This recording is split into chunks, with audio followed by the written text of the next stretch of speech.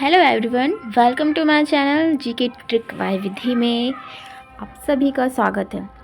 आज मैं ट्रिक लेके आई हूँ, पॉलिटी जीके से रिलेटेड ट्रिक है, जो कि किस पे है, जो पॉलिटी के जो संविधान है, संविधान में जो अनुच्छेद है, अनुच्छेद कौन सा, अनुच्छेद 32, उस पर कितनी रेट आती है, 5 रेट आती है। तो उन्हीं रेट को याद करने के लिए आज मैं एक ट्रिक लेके आई हूँ। तो वो ट्रिक ये है कि वीडियो आप पूरी देखेंगे तो आपको बहुत अच्छे से और बहुत जल्दी याद हो जाएगी। ठीक है, तो क्या है अनुच्छेद 32। अनुच्छेद 32 में क्या है, ये संवैधानिक उपचारों का अधिकार है। ठीक है, और ये किसके अंतर्गत आता है, तो ये मूल अधिकार यानी मौलिक अधिकार जो होता है उसके अंतर्गत आता है ये। ठीक है, बाबा साहब ने क्या कहा है, जो बाबा साहब थे BR अम्बेडकर, उन्होंने इसे क्या कहा था, संविधान से क्या कहा है इन्होंने, संविधान की आत्मा कहा है, या तो फिर उसे क्या कहा है, संविधान का हृदय कहा है। किसे, अनुच्छेद 32 यानी संवैधानिक उपचारों के अधिकार को उन्होंने क्या कहा है, संविधान की आत्मा या संविधान का हृदय। ठीक है, अब ये आता है अनुच्छेद 32 संवैधानिक उपचारों का अधिकार। इसमें कितनी रेट आती है, तो इसमें 5 रेट आती है, और उन्हीं 5 रेट को हमें आज ट्रिक से याद करनी है। ठीक है, कैसे याद करनी है आज उन्हें, तो उन्हें हमको क्या करनी है, आज ट्रिक से याद करनी है। अब देखते हैं ट्रिक में क्या है, तो ये है उतना अधिकार पर प्रतिषेध बंद। क्या ट्रिक है इसमें, उतना अधिकार पर प्रतिषेध क्या है, बंद। ठीक है, उतना से क्या आएगा हमारा, उत्प्रेषण। अधिकार से क्या आता है, अधिकार प्रेक्षा। पर से क्या आएगा, परमादेश। प्रतिषेध से क्या आता है, प्रतिषेध। बंद से क्या आएगा, बंदी प्रत्यक्षीकरण। तो ये क्या है, हमारी 5 रेट है जो कि पॉलिटी जीके से रिलेटेड है। और क्या है, इसको हम ट्रिक से याद करेंगे तो याद हो जाएगी। ठीक है, क्या था, उतना अधिकार पर प्रतिषेध बंद है।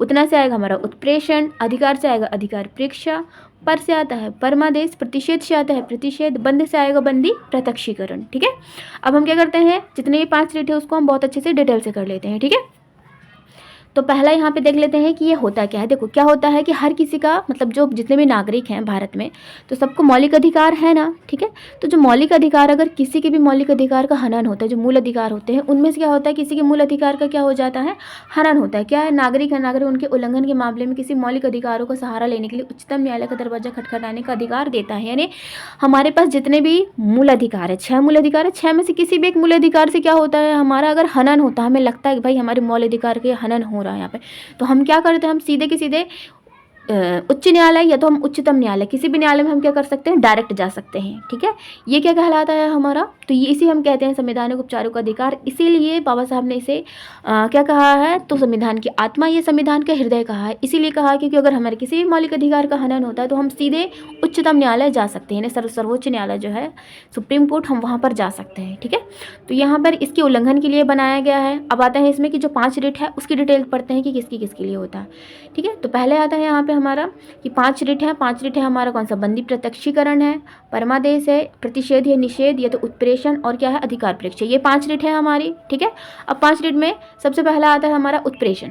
उत्प्रेषण का मतलब क्या होता है, तो उत्प्रेषण का मतलब होता है उत्प्रेषण की रेट सर्वोच्च अदालत, ये ट्रिब्यूनल या अर्ध न्यायिक प्राधिकरण द्वारा पहले से पारित आदेश को रद्द करने के लिए सर्वोच्च उच्च न्यायालय द्वारा जारी किया जा सकता है। यानी क्या होता है, उत्प्रेषण में क्या होता है, ये जो रिट होती है उसमें क्या हुआ, कोई आदेश जारी किया गया। ठीक है, अब जब बाद में देखा गया तो वो क्या हो रहा है, आदेश जारी करने के बाद में ये पता चलता है कि ये जो नागरिक है, पब्लिक है, उसके मौलिक अधिकारों का हनन कर रही है।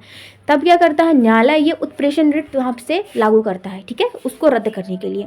फिर आता है हमारा परमादेश। परमादेश का मतलब क्या होता है, तो परमादेश में कहते हैं किसी भी सरकार, अदालत, निगम या किसी भी सरकारी प्राधिकरण के सार्वजनिक कर्तव्य को रोकने करने में विफल रहता है, तो ये रिट जो होती है वो सर्वोच्च न्यायालय या उच्च न्यायालय द्वारा क्या कर देती है, जारी कर देती है। ठीक है, जैसे मान लो गलती किससे होती है, सरकार से हो जाती है, अदालत से हो जाती है, निगम से हो जाती है, या किसी प्राधिकरण, सरकारी प्राधिकरण जो होता है उसके सार्वजनिक कर्तव्य को करने में विफल रहता है। यानी क्या होता है, ये सरकार के ही अंग होते हैं। ठीक है, सरकार में क्या होता है, न्यायपालिका होती है, कार्यपालिका होती है, और उसके बाद ही लोकतंत्र में जो भी रहता है जो सरकार के अंडर पे रहते हैं। ठीक है, गवर्नमेंट जो रहती है, अगर गवर्नमेंट का कोई एक पार्ट रहता है, कोई भी डिपार्टमेंट रहता है कि जो कि काम करने में क्या हो जाता है, विफल हो जाता है, उसको अच्छे से नहीं कर सकता है। ठीक है, तब क्या करती है, जो न्यायालय रहती है, उच्चतम न्यायालय रहती है, तब एक रिट लाती है जिसे हम परमादेश कहते हैं। ठीक है, अब आता है हमारा क्या, अधिकार परीक्षा। तो अधिकार परीक्षा में क्या होता है, अधिकार परीक्षा रिट सर्वोच्च या उच्च न्यायालय द्वारा किस अधिकार या वारंट से पूछकर जारी किया जा सकता है, या अदालत द्वारा किसी सार्वजनिक कार्यालय के किसी व्यक्ति के दावे की वैधता की जांच करने के लिए जारी किया जाता है। मान लो क्या हुआ, हम लोग कहीं पे गए, ठीक है, कोई गवर्नमेंट है, गवर्नमेंट कोई एम्प्लॉय है, अब वहाँ पे गए, उसने कुछ गलत काम किया है, कुछ घूस लिया है या कुछ भी ऐसे किया, अब हमने क्या किया वहाँ पर, और उसने हमारा काम रोक दिया या तो फिर किसी का काम कर दिया, तो उसके लिए हम वहाँ पे न्यायालय में क्या कर सकते हैं, जा सकते हैं डायरेक्टली। तो न्यायालय जो रहेगा ना, उस काम को या तो रोक देगा या तो कुछ गलत रहेगा तो उसमें स्टे लगा देता है, और उसके बाद अधिकार परीक्षा के लिए क्या कर देता है, जाँच बैठा देता है, ठीक है। फिर आता है हमारा कौन सा, फिर आएगा हमारा बंदी प्रत्यक्षीकरण। देखो बंदी प्रत्यक्षीकरण में क्या होता है, इसको बंदी प्रत्यक्षीकरण जो प्रत्यक्षीकरण होता है उससे कहीं ज़्यादा किस नाम से जाना जाता है, तो इसको जाना जाता है हैवियस कॉर्पस के नाम से जाना जाता है। इसका मतलब क्या होता है, जैसे मान लो कि कोई व्यक्ति है, अब कोई व्यक्ति ऐसा है कि जिसने कुछ भी गलत काम नहीं किया है, कोई भी अपराध नहीं किया है, लेकिन क्या हुआ, किसी पुलिस वाले से दुश्मनी हो गई, पुलिस वाले से किसी से उसने क्या कर दिया, थोड़ी दुश्मनी ले लिया, या पुलिस वाले को क्या हो गया, इसकी ईगो पे बात आ गई, उसने क्या किया, कुछ गलत झूठा केस लगाया, लगाने के बाद क्या किया, उसको जेल में डाल दिया या इसके ऊपर कोई भी केस लगा दिया। लेकिन जो सामने वाला है वो क्या है, बेगुनाह है। अगर वो बेगुनाह है तो वो अपने लिए क्या कर सकता है, पक्ष रख सकता है, कहाँ पे, सर्वोच्च न्यायालय में डायरेक्ट कर सकता है भाई कि हमारी कोई गलती नहीं, हमने कोई गुनाह नहीं किया है। तो उसके लिए कौन सा आता है, तो वो बंदी प्रत्यक्षीकरण में आ जाता है, ठीक है। फिर उसके बाद आता है हमारा निषेध, यानी प्रतिषेध जो था।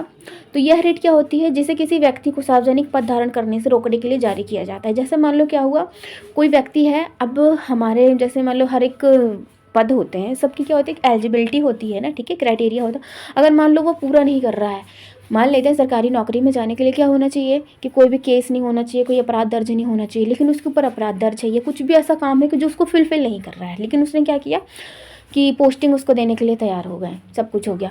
तो अगर गवर्नमेंट को, मतलब न्यायालय को ये चीज़ पता चलती है, तो अगर जाके हम केस करते हैं, न्यायालय को पता चलती है भाई गलत तरीके से ये तो हमारा कोई हक किसी दूसरे को दे रहा है, तो हम क्या करते हैं, वहाँ पे न्यायालय में जाके क्या कर देते हैं, उसको केस कर सकते हैं, ठीक है। तो ये उसको निषेध बोला जाता है, ठीक है। और अगर आपको वीडियो अच्छी लगती है तो प्लीज़ चैनल को सब्सक्राइब करें।